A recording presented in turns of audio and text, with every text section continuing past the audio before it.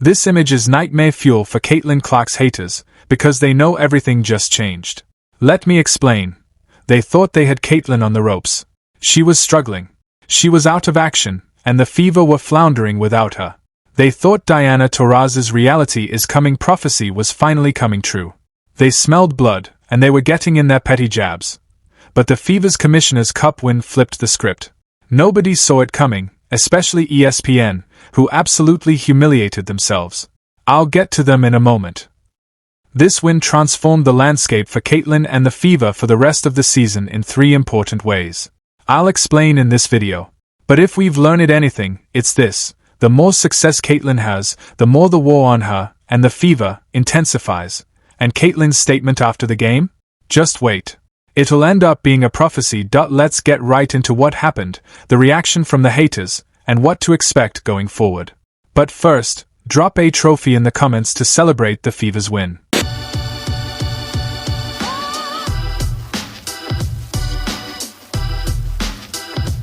So, first things first, this is what Fever fans expected at the start of the year, but virtually nobody expected it heading into the Commissioner's Cup finals. The Fever started the year being touted as championship contenders. They brought in the big-name free agents. They had the Now You Know campaign that basically said, "We run this league, and you can pound sand if you don't like it." And of course, they had Caitlin Clark, who came back jacked and ready to take her game to the next level. They started with a bang, obliterating the sky in front of 2.7 million viewers. But then things got messy: the hate speech investigation, Caitlin's 5-game injury, Dana pulling a Peter Gibbons from Office Space and basically deciding she'd stop working but continue to collect a paycheck. And just when we thought things were getting back to normal, after Caitlin's legendary return against the Liberty, the very next game turned into Gladiator Night at Cambridge, with MMA Mabry and UFC JC taking their best shots at Caitlin while the ref basically gave them suggestions.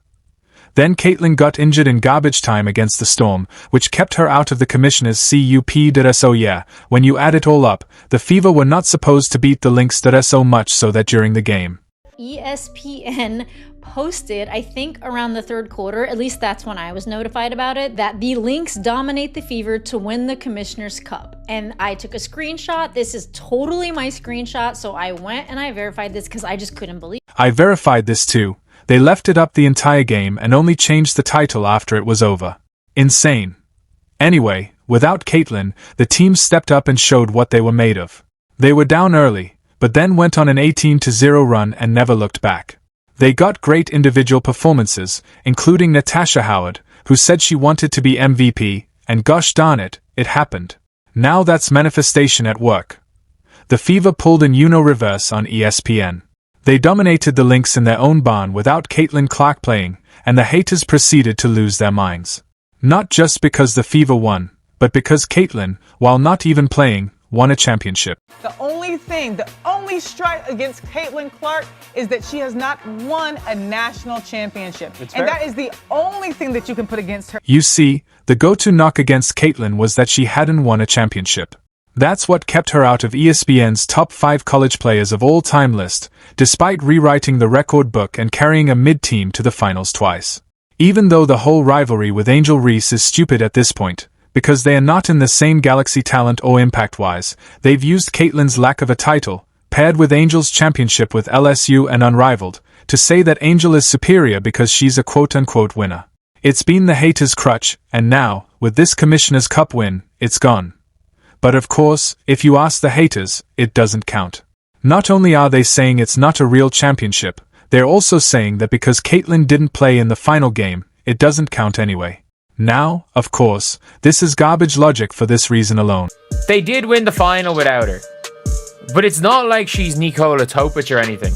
The only reason they got to the final was because she had a 32-point near triple-double against the New York Liberty. They beat the previously undefeated New York Liberty after a Caitlin Clark masterclass in a game no one thought they were going to win. Caitlin was the reason they got there, after playing lights-out ball against the Liberty and then making a significant impact in the game against the Sun.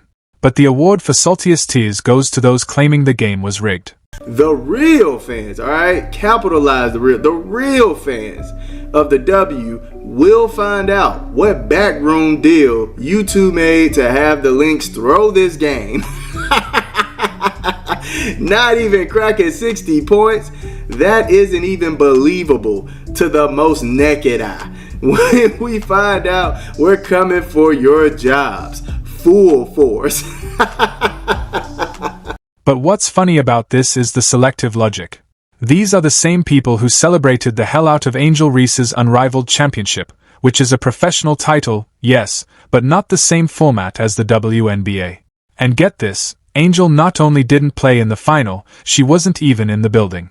But that didn't stop her, the fans, or the media from celebrating her win, creating graphics congratulating her on a championship, and using it to tear down Caitlin because now Angel had 2 chips to Caitlin's 0. Yet somehow, Caitlin playing a critical role in getting the Fever to the final of a WNBA in-season championship, with prize money on the line, doesn't count, because she didn't play in the final and it was rigged anyway. Sure, January, but here's where the haters are absolutely shaking. The Fever won on the big stage without Caitlin. They beat the Lynx, the best team in the league, sitting at 14-2 at the time, and they did it in their arena. Which, yes, was basically Carver North thanks to all the Fever and Iowa fans who showed up. But whatever, it's still a road win and it's proof of concept. All those veterans who were brought in for big moment situations came through when it mattered most. Again, Natasha Howard was a beast. Sophie was clutch. And when you add that to the great seasons Aaliyah and Lexi are having, there's a lot to like right now. Are they perfect? Nope. Are we allowed to complain about coaching? Yes. That's what fans do. But things are heading in the right direction. Remember how I said this win changed the Fever's fortunes in 3 ways? Here's how.